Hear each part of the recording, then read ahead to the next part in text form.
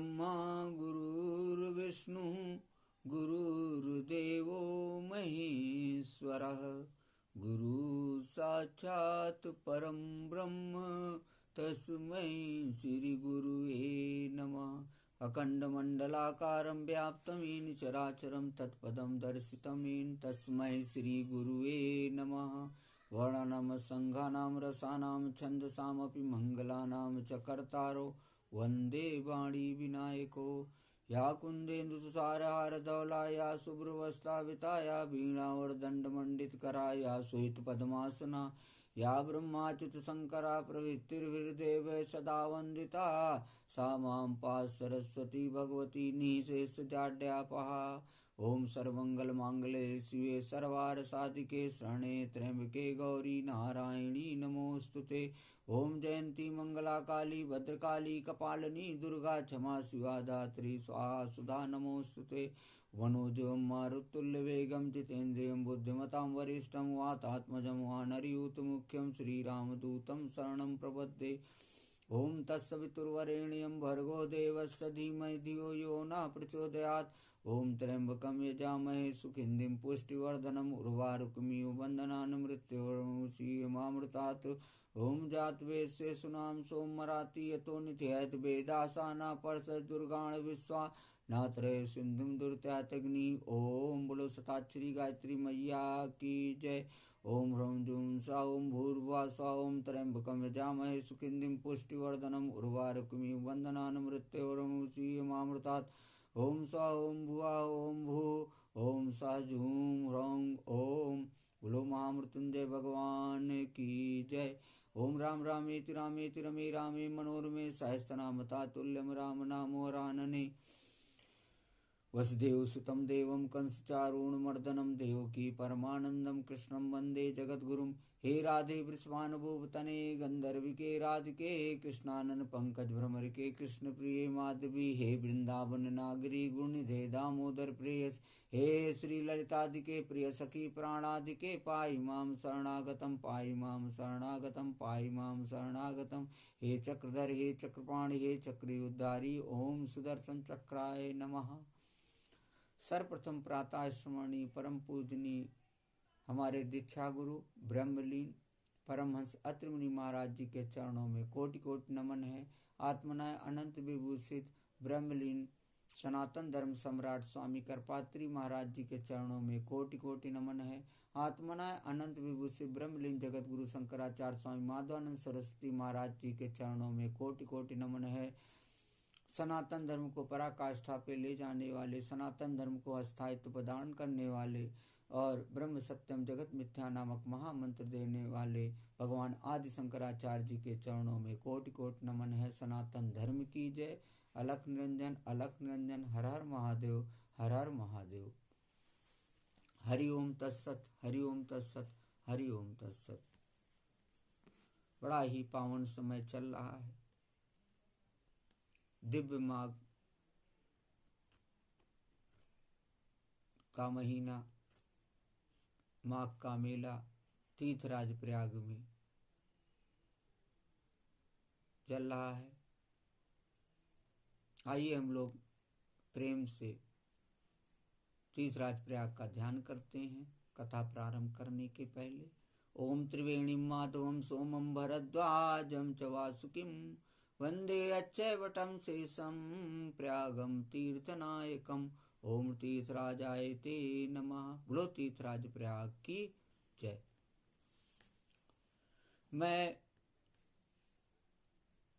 विगत लगभग 2.5 महीने से मैं आप लोगों को संपूर्ण श्रीमद् भागवत महापुराण की दिव्य कथाओं को सुना रहा हूं और मैंने ये संकल्प लिया कि संपूर्ण श्रीमद् भागवत महापुराण मैं आप लोगों को सुनाऊंगा। उस कड़ी में मैंने सर्वप्रथम ज्ञान योग रूपी 11 स्कंद की कथाओं को मैंने लिया। मैंने 11 स्कंद के एक एक अध्याय की कथाएं आप लोगों को मैंने सुनाई। जिस 11 स्कंद में 31 अध्याय थे उसके उपरांत मैंने आपको द्वादश स्कंद की कथाओं को सुनाया, जिनमें 13 अध्याय थे। उसी के बाद मैंने श्रीमद् भागवत महात्म्य लिया। द्वादश स्कंद के बाद श्रीमद् भागवत महात्म्य के 4 अध्यायों की कथा मैंने आप लोगों को सुनाई। उसी क्रम को आगे बढ़ाते हुए मैंने जो श्रीमद् भागवत का हृदय कहा जाता है, दशम स्कंद, उनकी कथाओं को मैंने लिया है और उन्हीं की कथाएं मैं आप लोगों को सुना रहा हूँ। मैं कथा के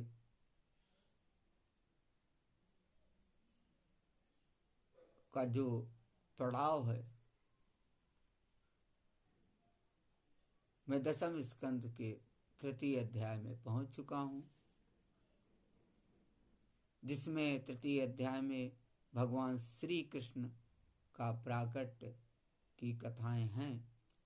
बड़ा ही दिव्य है।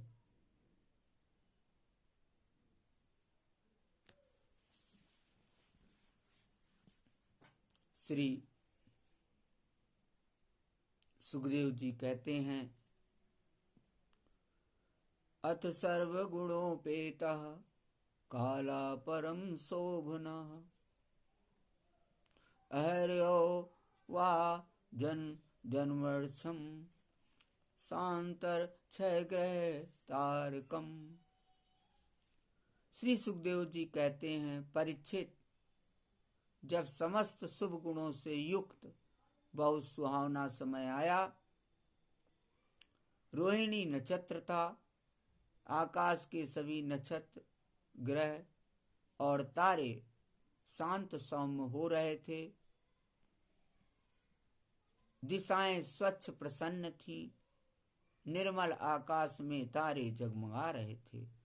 दिशा प्रसेदुर गगनम निर्मलो डु गणोदयम मही मंगल भूयिष्ठपुर ग्राम ब्रजाकरा। दिशाएं स्वच्छ प्रसन्न थी, निर्मल आकाश में तारे जगमगा रहे थे, पृथ्वी के बड़े बड़े नगर, छोटे छोटे गांव, अहीरों की बस्तियां और हीरे आदि की खानें मंगलमय हो रही थीं। नद्या प्रसन्न सलिला हृदय जल रूह श्रिया द्विजालिकुल सनाद अस्तबका वनराजया। नदियों का जल निर्मल हो गया था।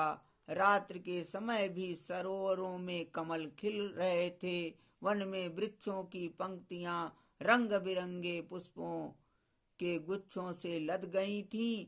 कहीं पक्षी चहक रहे थे तो कहीं भौरे गुनगुना रहे थे। उस समय परम पवित्र और शीतल मंद सुगंध वायु अपने स्पर्श से लोगों को सुखदान करती हुई बह रही थी। ब्राह्मणों के अग्निहोत्र की कभी न बुझने वाली अग्नियां जो कंस के अत्याचार से बुझ गई थीं, वे इस समय अपने आप जल उठी। वयो वायु सुख स्पर्शा पुण्य गंधवः शुचि अग्नयस्य द्विजातीनाम अशांतास तत्र समिंधत। संत पुरुष पहले से ही चाहते थे कि असुरों की बढ़ती न होने पाए। अब उनका मन सहसा प्रसन्नता से भर गया। जिस समय भगवान के आविर्भाव का अवसर आया, स्वर्ग में देवताओं की दुधुम्बियां अपने आप बज उठीं। किन्नर और गंधर्व मधुर स्वर में गाने लगे तथा सिद्ध और चारण भगवान के मंगलमय गुणों की स्तुति करने लगे। विद्याधरियां अप्सराओं के साथ नाचने लगीं। बड़े बड़े देवता और ऋषि मुनि आनंद से भरकर पुष्पों की वर्षा करने लगे। निशीते तम उद्भुते जायमाने जनार्दने अदेवक्याम देवरूपण्याम विष्णु सर्वगुहाशयः आविरासीद यथा प्राच्याम दिसिंदुरीव पुष्कलः। आनंद से भरकर पुष्पों की वर्षा करने लगे। जल से भरे हुए बादल समुद्र के पास जाकर धीरे धीरे गर्जना करने लगे और जन्म मृत्यु के चक्र से छुड़ाने वाले जनार्दन के अवतार का समय था। निशीथ चारों ओर अंधकार का साम्राज्य था। उसी समय सबके हृदय में विराजमान भगवान विष्णु देव रूपणी देवकी के गर्भ से प्रकट हुए। जैसे पूर्व दिशा में 16 कलाओं से पूर्ण चंद्रमा का उदय हो गया हो। तमद्भुतं बालकम्बुजेक्षणम् अचतुर्भुजं शङ्खगदारयुधायुधम् अश्रीवत्सलक्ष्मं गलशोभिकौस्तुभम् पीताम्बरं सान्द्रपयोदसौभगम्।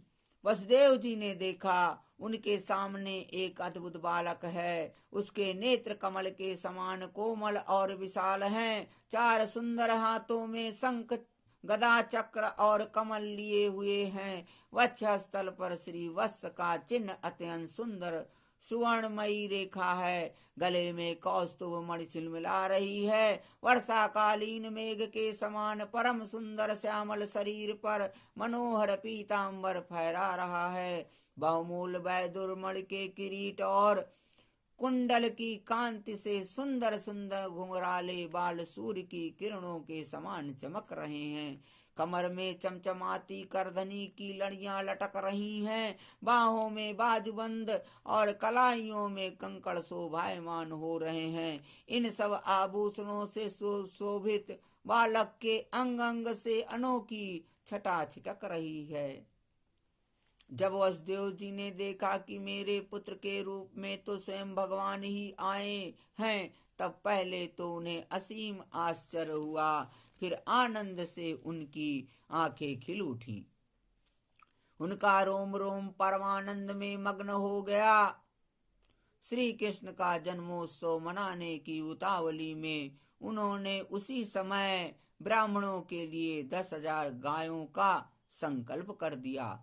परीक्षित भगवान श्री कृष्ण अपनी अंग कांत से सूतिका गृह को जगमग कर रहे थे। जब वसुदेव जी को यह निश्चय हो गया कि ये तो परम पुरुष परमात्मा ही हैं, तब भगवान का प्रभाव जान लेने से उनका सारा भय जाता रहा।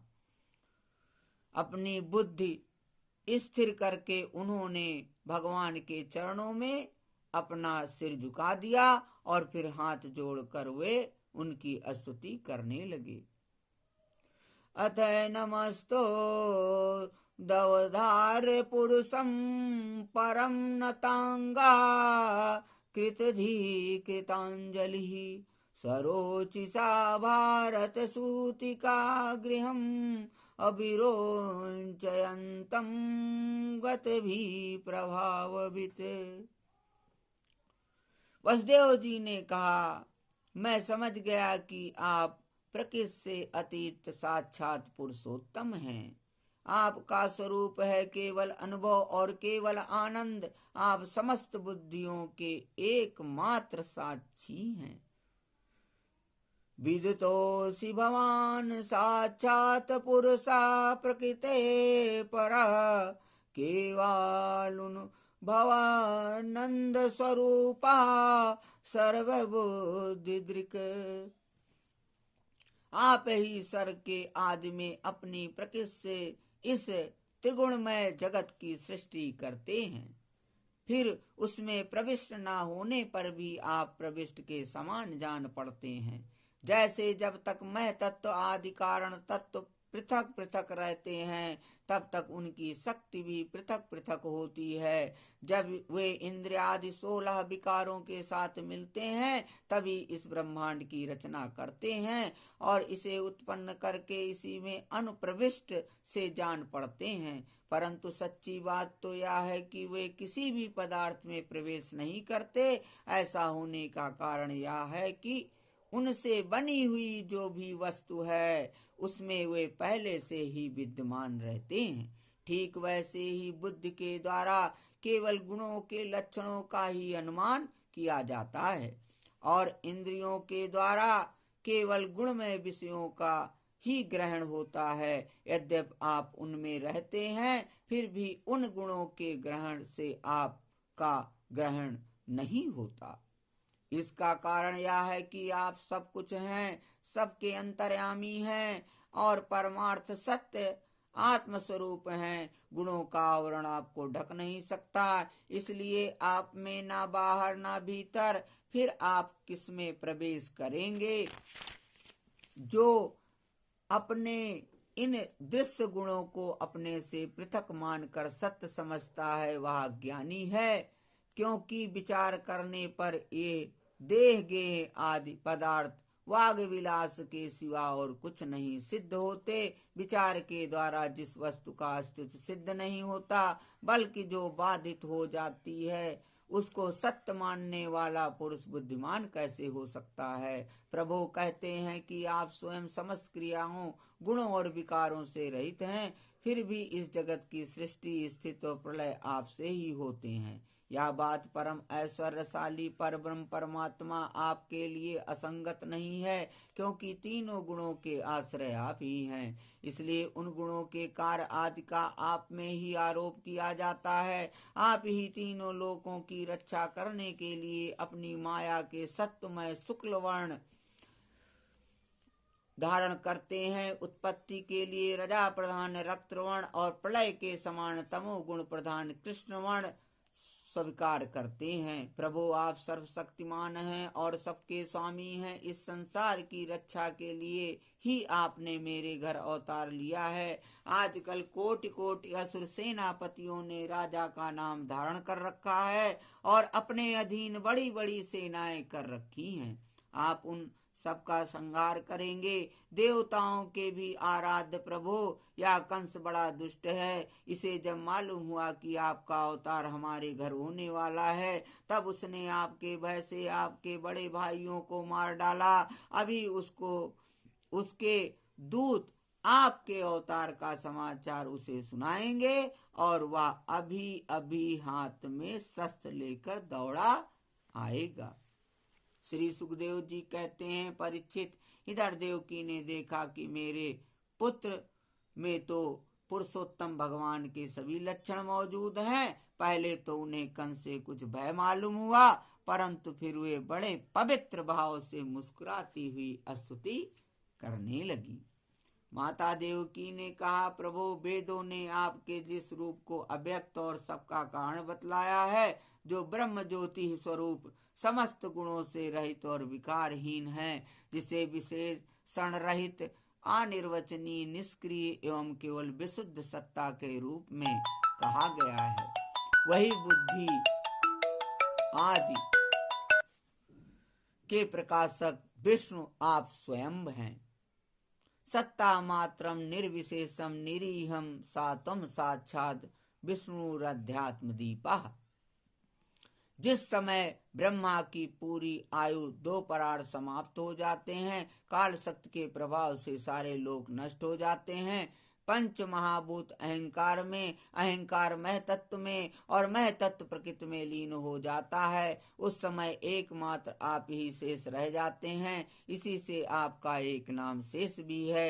प्रकृति के एकमात्र सहायक प्रभु, निमेष से लेकर वर्ष पर्यंत अनेक विभागों में विभक्त जो काल है, जिसकी चेष्टा से वह यह संपूर्ण विश्व सचेष्ट हो रहा है और जिसकी कोई सीमा नहीं है, वह आपकी लीला मात्र है। आप सर्वशक्तिमान और परम कल्याण के आश्रय हैं। मैं आपकी शरण लेती हूँ। प्रभु, यह जीव मृत्युग्रस्त हो रहा है। यह मृत्यु रूप कराल व्याल से भयभीत होकर संपूर्ण लोकांतरों में भटकता रहा है, परंतु इसे कभी कहीं भी ऐसा स्थान न मिल सका जहाँ यह निर्भय होकर रहे। आज बड़े भाग से इसे आपके चरणारविंदों की शरण मिल गई, अतः अब यह स्वस्थ होकर सुख की नींद सो रहा है। औरों की तो बात ही क्या, स्वयं मृत्यु भी इससे भयभीत होकर भाग गई है।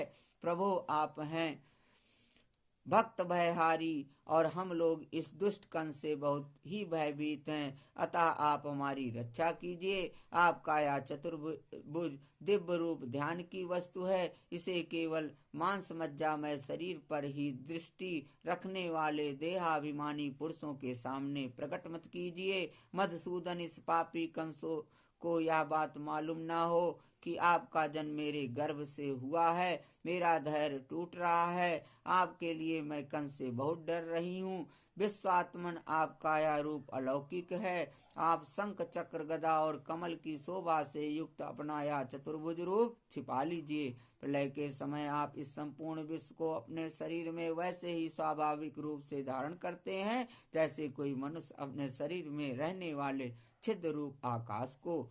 वही परम पुरुष परमात्मा आप मेरे गर्भवासी हुए, या आपकी अद्भुत मनुष्य लीला, नहीं तो और क्या है। बोलो भक्त और भगवान की जय। बोलो माता देवकी की जय।